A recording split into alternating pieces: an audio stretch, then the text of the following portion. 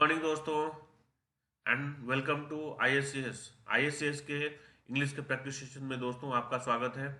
पिछले 2 दिनों से कुछ पर्सनल रीजन के कारण मैं आपके साथ सुबह सुबह प्रैक्टिस नहीं कर पा रहा हूँ। चलिए आज हम लोग शुरू करते हैं आज का practice session.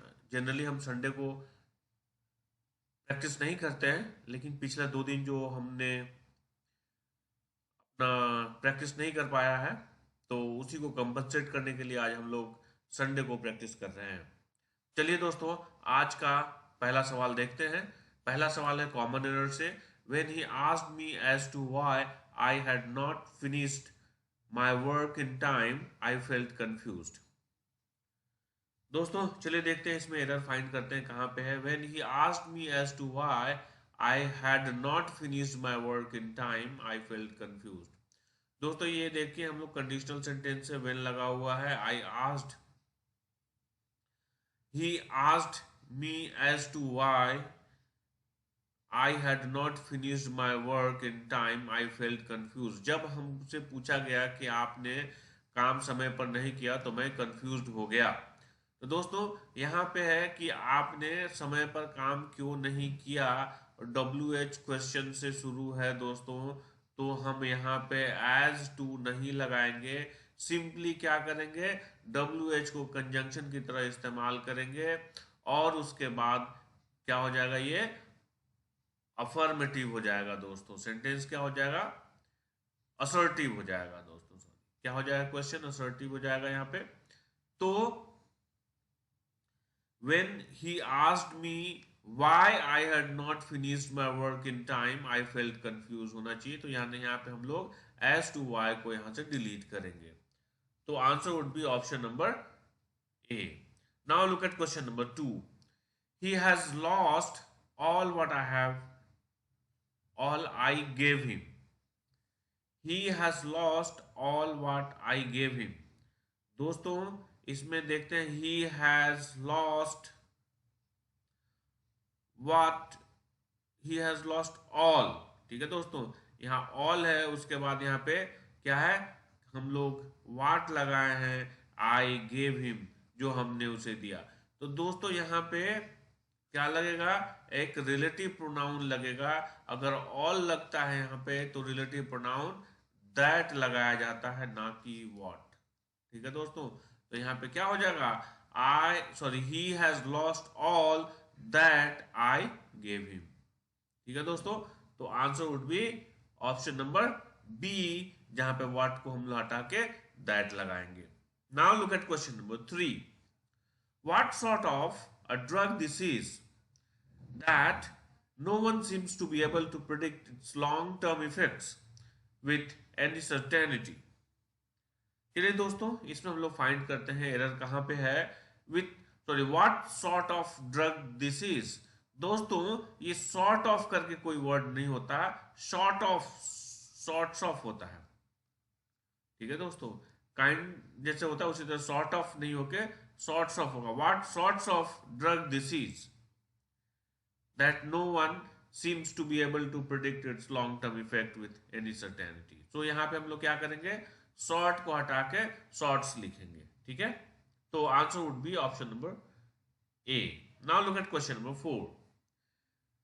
The parties disagreed on the two first clauses in the agreement।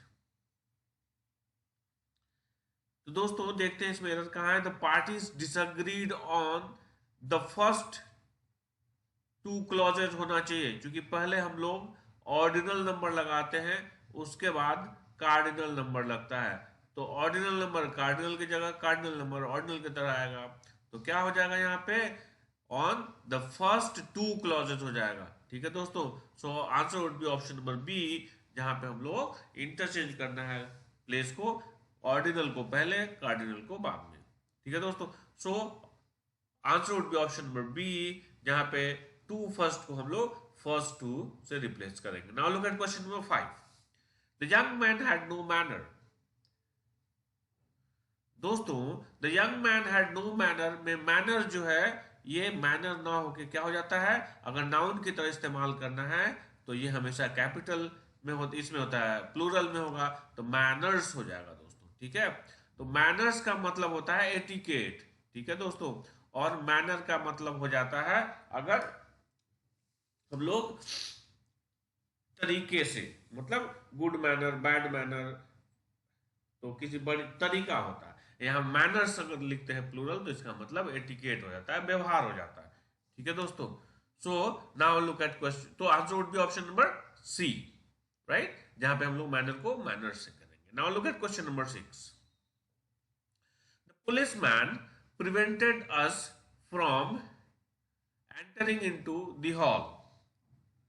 दोस्तों चलिए इसमें हम लोग एरर फाइंड करते हैं। The policeman prevented us from, prevent के साथ हम लोग को फ्रॉम लगाना है, ठीक है। एंटरिंग, एंटरिंग ठीक है, क्योंकि प्रपोजिशन है यहाँ पे। फ्रॉम, तो इसके बाद क्या आना चाहिए, जेरंड आना चाहिए, आया है यहाँ पे।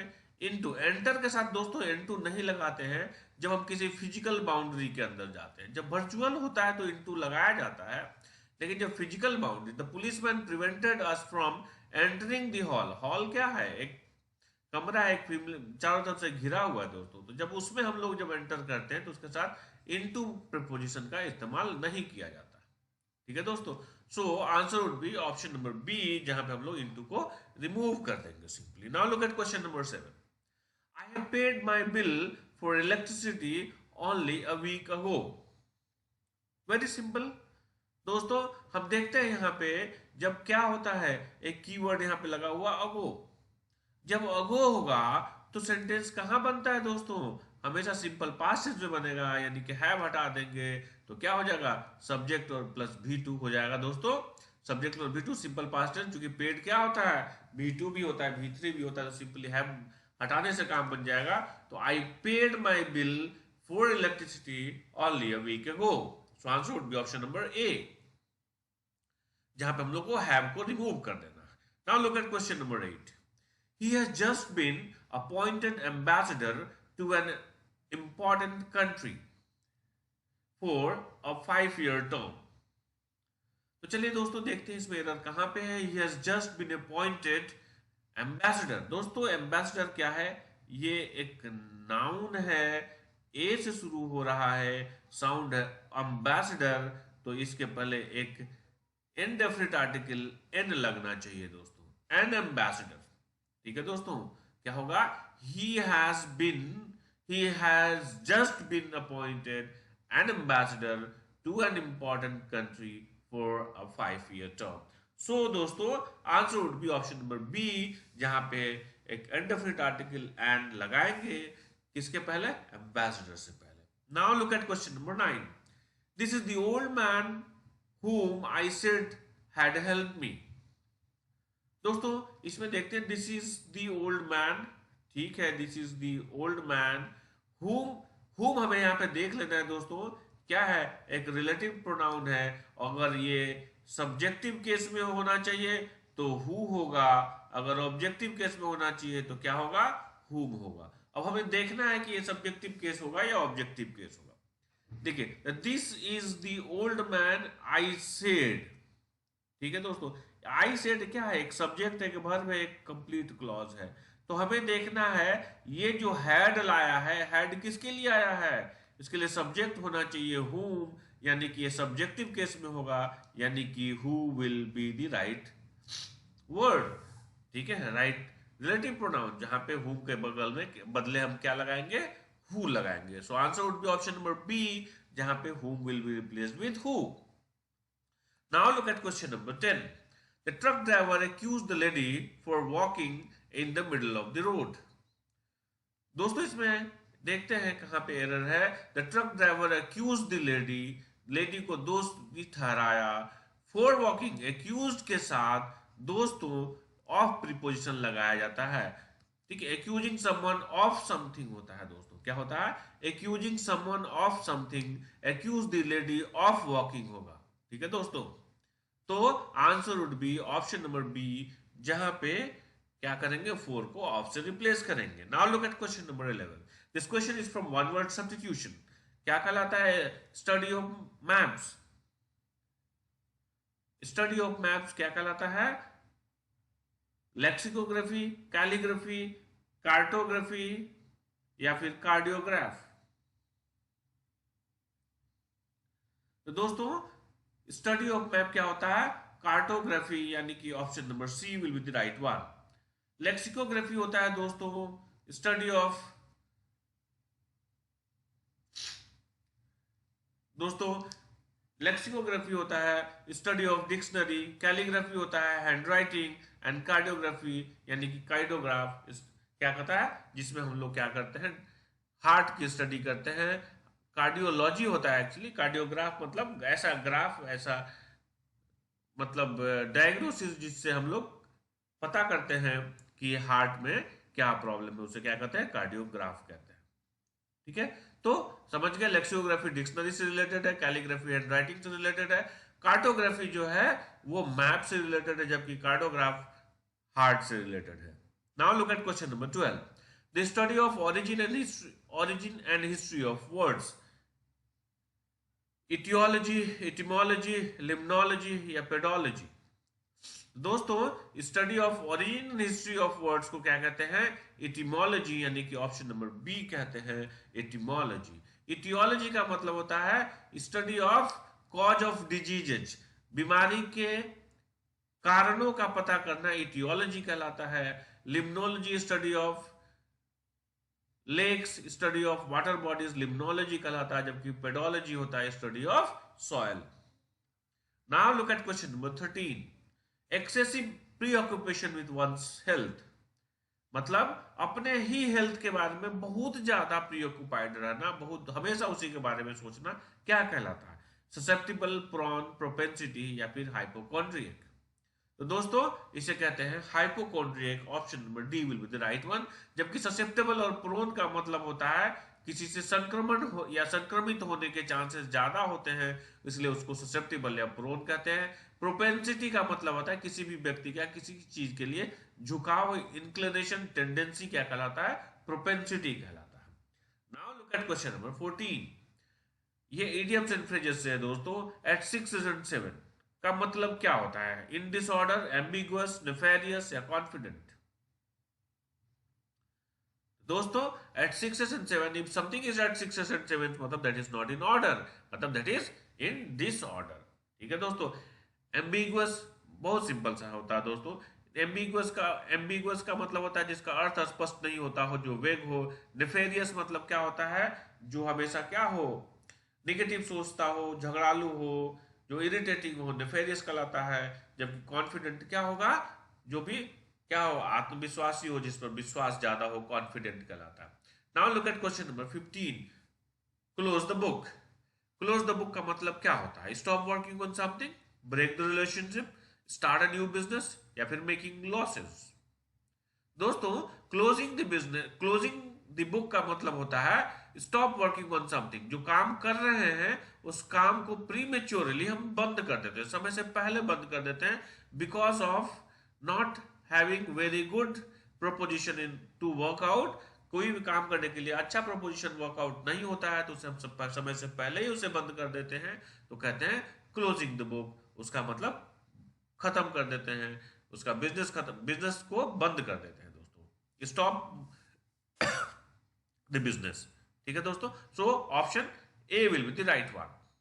Now look at question number 16, ये दोस्तों सिनोनिम्स फाइंड आउट करना है। सिनोनिम्स मतलब similar meaning words out of the given words. Words are edit, criticise, approve या फिर प्रेज। दोस्तों सेंसर का मतलब होता है दोस्तों गलती ढूंढना, गलती ढूंढना यानी कि क्रिटिसाइज करना, क्रिटिसिज्म करना। तो सेंसर का मतलब हो जाए क्रिटिसाइज करना। ठीक है दोस्तों, तो answer would be option number B. जबकि एडिट का मतलब होता है बदलाव करना, अप्रूव का मतलब होता है उसको अप्रूव कर देना, मतलब उसको अपना सम्मति दे देना। प्रेस का मतलब होता है किसी की तारीफ करना। Now look at question number 17, nomadic. इसका हमें क्या करना है, सिनोनिम्स फाइंड आउट करना है। Options are civilised, mannered, wandering या सॉलिटरी। दोस्तों नोमैडिक का मतलब होता है ऐसे लोग जो क्या होता है एक जगह स्थिर नहीं रहते हैं, घूमते फिरते रहते हैं, वेगाबॉन्ड होते हैं, उन्हें क्या कहते हैं, नोमैडिक कहते हैं। तो नोमैडिक का ऑप्शन क्या होगा यहाँ पे, घूमने फिरने वाला, ऑप्शन नंबर सी, वॉन्डरिंग हो जाएगा दोस्तों। सिविलाइज्ड का मतलब समझते हैं, जो सुसंस्कृत सुसभ्य होते हैं। मैनर्ड का वही समझ गए दोस्तों, इसके पहले भी हमने मैनर्ड समझा था। मैनर्ड का मतलब होता है ऐसे लोग जो एटिकेटफुल हो। सॉलिटरी का मतलब होता है दोस्तों जो अकेलापन महसूस करते हैं, आप अकेले में रहना चाहते हैं, जो क्या होते हैं, कम बोलते हैं, वैसा भी लोगों को क्या कहते हैं, सॉलिटरी कहते हैं। ठीक है दोस्तों, जो ज्यादा अकेलापन ज्यादा पसंद करते हैं, सॉलिटरी कहलाते हैं। Now look at question number 18। दोस्तों इसका भी हमें सिनोनिम्स ही निकालना है, मतलब सिमिलर मीनिंग वर्ड ढूंढना है। Options are widen, lengthen, straighten या फिर टाइटन।